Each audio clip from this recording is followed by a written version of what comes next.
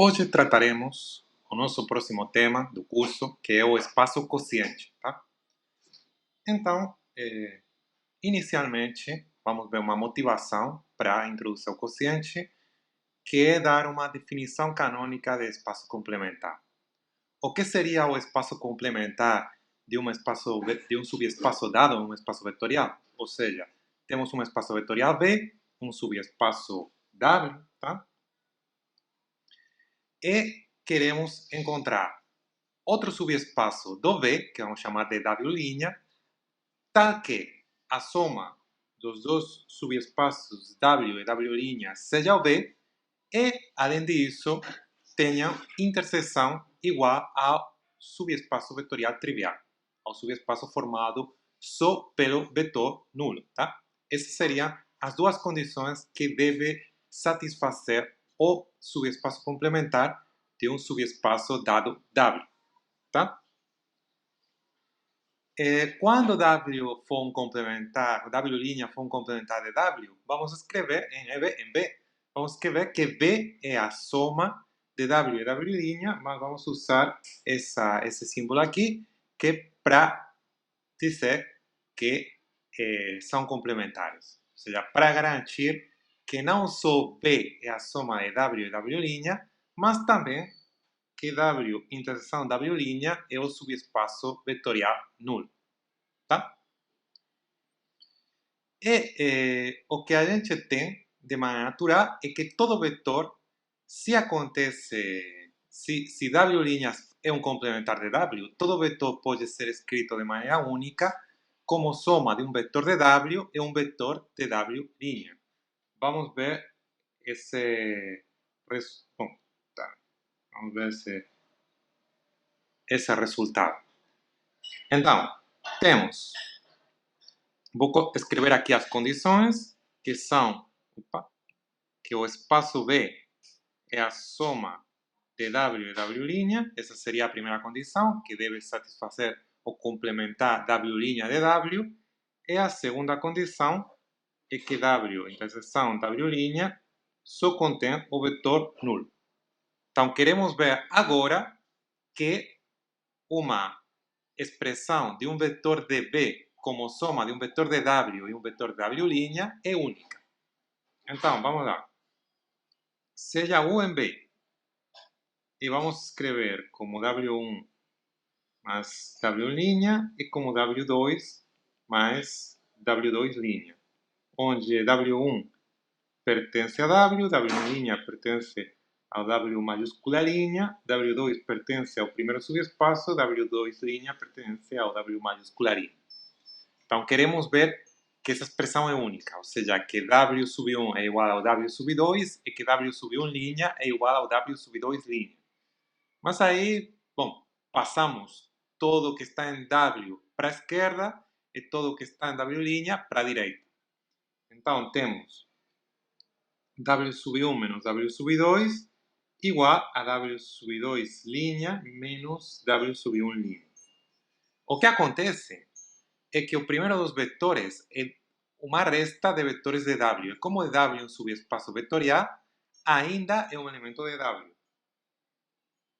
Aqui estamos usando que W é um subespaço vetorial. Do mesmo jeito, W' também é um subespaço vetorial. Então, a diferença de vetores de W' também é um vetor de W'. Então, esse vetor aqui, que é W1 menos W2, pertence a W, mas é igual a um vetor que pertence a W'. Então, necessariamente, W sub 1 menos W sub 2 pertence, pertence à interseção. Mas tudo bem, o único vetor da interseção é o nulo. Então, W1 menos W2 tem que ser 0, ou seja, W1 igual a W2.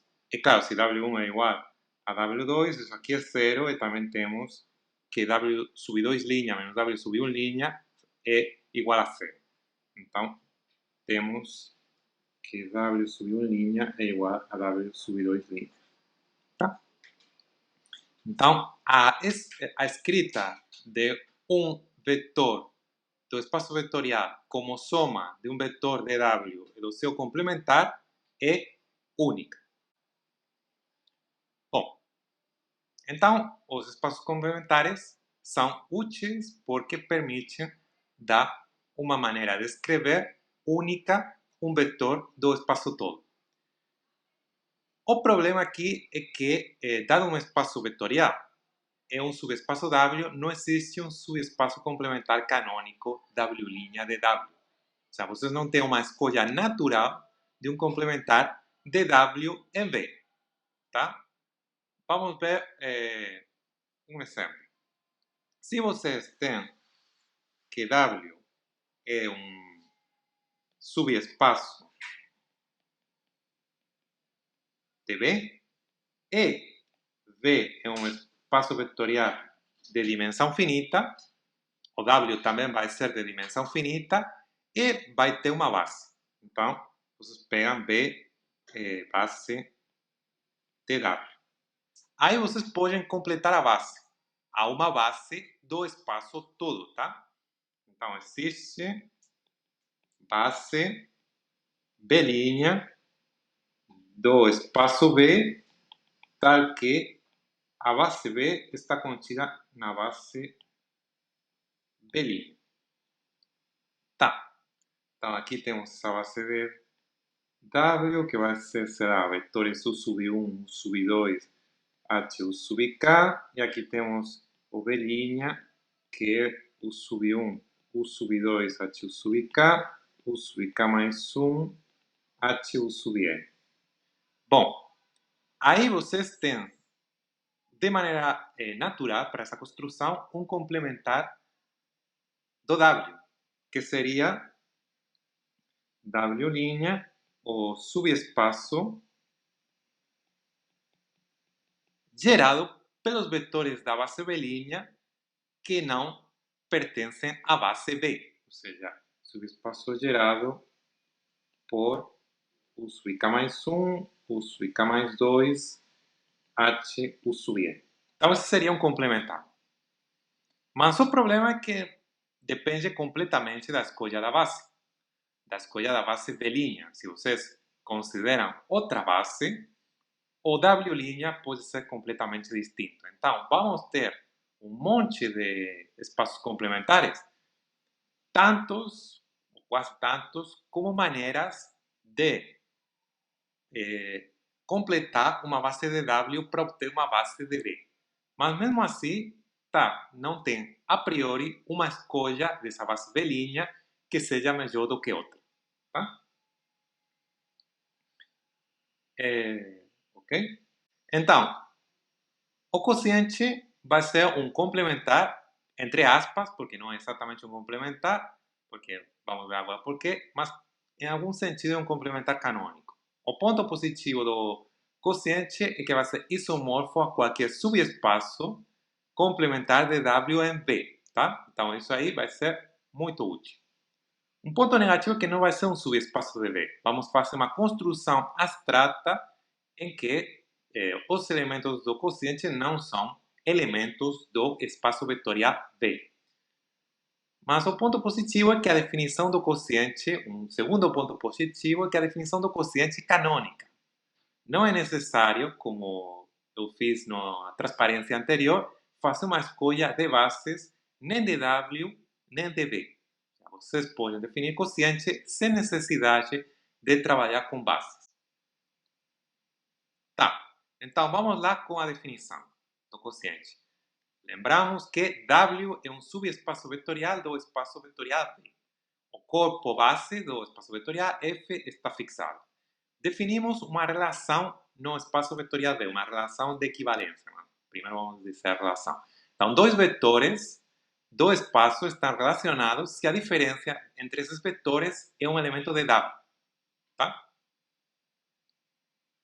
Bom, então, dizemos que U está relacionado com B se U menos B pertence a W. É uma relação de equivalência. Tá? Que é o que vocês têm que mostrar para ver que é uma relação de equivalência? Vocês têm que mostrar que U está relacionado com U.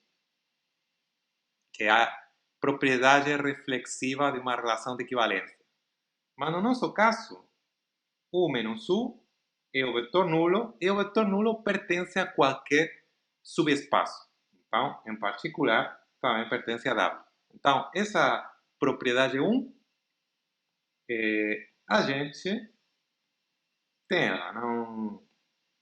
A segunda propriedade que a gente precisa para ter uma relação de equivalência é que se U está relacionado com B, então B está relacionado com U, que é o que é chamado de propriedade simétrica da relação de equivalência.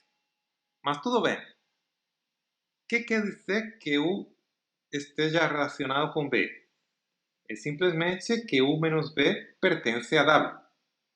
Mas se U menos B pertence a W, B menos U, que é o simétrico de U menos B, também pertence a W, porque o simétrico de um elemento de um subespaço também pertence ao subespaço. Então aqui vocês têm que B menos U pertence a W, mas isso aí é a mesma coisa que dizer que B está relacionado com U. Então temos a propriedade simétrica. Tá? Então a gente já viu que U está relacionado com 1, que se U está relacionado com B, então B está relacionado com 1, e tem uma terceira propriedade que deve ser satisfeita para uma relação de equivalência, que é a seguinte, que se U está relacionado com B e B está relacionado com W, então U está relacionado com W. Tá? Vamos ver que isso acontece. Então, se U está relacionado com B, temos que U menos B pertence a W. Bom, tá, talvez a gente deveria usar aqui outra... Tá, tudo bem, o W maiúscula, tá? Se B está relacionado com W, B menos W também pertence ao W maiúsculo. E aí vocês têm que a soma de dois vetores de um subespaço pertence ao subespaço. Então, U menos B mais B menos W pertence ao W maiúsculo. Mas U menos B mais B menos W é U menos W. Então, aqui vocês têm que U menos W pertence ao W maiúscula, que é a mesma coisa que dizer que U está relacionado com W. Então, também temos a terceira propriedade de uma relação de equivalência, que é chamada de propriedade transitiva. Temos a propriedade reflexiva, que é que U está relacionado com U. Temos a propriedade simétrica, que é que se U está relacionado com B, então B está relacionado com U. E temos a propriedade transitiva, que é que se U está relacionado com B e B está relacionado com W, então U está relacionado com W. E o espaço quociente simplesmente vai ser o conjunto das classes de equivalência. Vocês têm uma relação de equivalência, essa relação divide o conjunto, no nosso caso o espaço vetorial V, em classes de equivalência, e o conjunto das classes vai ser simplesmente, por definição, o espaço quociente. Continuaremos com a definição do quociente de um espaço vetorial por um subespaço. A gente já viu que dois elementos pertencem à mesma classe, U e V, se a diferença pertence ao subespaço W. E o quociente é simplesmente o conjunto das classes de equivalência para essa relação de equivalência. Vamos usar essa notação aqui para a classe de U. Por quê? Porque os vetores que pertencem à classe de U são aqueles vetores que são da forma U mais um vetor de W. Então, esse conjunto descreve todos os vetores que pertencem à classe de U. Por isso é natural usar a notação U mais W para a classe de U. A gente, além de ter um espaço quociente, um conjunto quociente, gostaria de que esse conjunto tivesse uma estrutura de espaço vetorial. Para isso, precisamos definir a soma de dois vetores e também o produto de um vetor por um escalar. Tá? Então, a soma vai ser a que está aí na transparência, a soma das classes de dois elementos é a classe da soma. Tá? Mas temos que conferir que essa soma que foi definida já está bem definida. que é o que eu quero dizer, tá? Vocês poderiam ter que a classe de U fosse igual à classe de outro elemento U', tá? E poderia acontecer também que a classe de B fosse igual à classe de outro elemento B'. Tá, então agora a gente teria duas definições para a soma da classe de U e a classe de B, porque temos que a classe de U' mais a classe de B' vai ser, pela nossa definição, a classe de U' mais B'.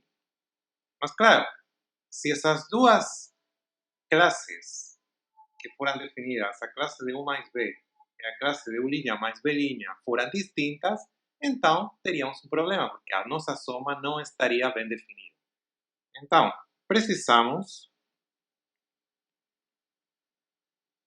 mostrar que as duas classes, a classe de U mais B e a classe de U' mais B' são iguais. Então, vamos ver que isso aí de fato acontece. Para isso, precisamos pegar o primeiro vetor, que é U mais B, e restar o segundo, que é U' mais B'. Isso aí vai ser U menos U' mais B menos B'. Mas U menos U' é um elemento de W, porque U e U' pertencem à mesma classe, tá? E B menos B' também é um elemento de W, porque B e B' pertencem à mesma classe. Então, a soma de dois elementos de W é um elemento de W, e daí a gente tem que as duas classes, a classe de U mais B e a classe de U' mais B' são iguais. Ou seja, exatamente a propriedade que estávamos precisando. Tá? Então, a soma está bem definida. Como definimos o produto por um escalar? Tá? O produto do escalar C e a classe de U vai ser a classe de C vezes U. De novo, a definição é muito simples. Mas, de novo, temos o mesmo problema. Precisamos mostrar que a definição está bem feita, que a gente não tem duas definições para o mesmo objeto. Então, poderia acontecer como antes, que a classe de U fosse igual à classe de U', claro, e o que precisamos mostrar é que a classe de C vezes U é igual à classe de C vezes U'. Tá, mas de novo, a gente vai usar as propriedades de um subespaço de um espaço vetorial. C vezes U menos C vezes U' é igual a C vezes U menos U', mas U menos U' pertence a W, porque U e U' pertencem à mesma classe. Então, isso aqui é o produto de um escalar é um elemento de W. Em consequência, pertence a W, e por isso os dois vetores C vezes U e C vezes U' são vetores na mesma classe. Então, as classes desses dois vetores são iguais. Tá? Então, a gente já tem que a soma de vetores e o produto de um vetor e um escalar estão bem definidos. Bom, esse quociente vai ser um espaço vetorial. Claro, para conferir que é um espaço vetorial, vocês têm um monte de axiomas, tem que conferir que todos esses axiomas são satisfeitos. Mas que esses axiomas valem em consequência quase direta do B ser um espaço vetorial. Tá? O mais difícil é ver que a soma está bem definida e que o produto por um escalar também vai estar bem definido. Então, vocês podem conferir que o quociente vai cumprir todos os axiomas na definição de espaço vetorial. Qual seria, por exemplo, o elemento neutro para a soma? É a classe do elemento neutro, a classe do vetor nulo. Qual seria o elemento simétrico da classe de U? Seria a classe de menos U, a classe do elemento simétrico. Tá? Então, não é difícil conferir que o quociente vai ser um espaço vetorial, de novo, sobre o mesmo corpo. E assim acabamos a nossa primeira aula sobre o espaço quociente. Na próxima aula, veremos a aplicação quociente. Muito obrigado pela sua atenção.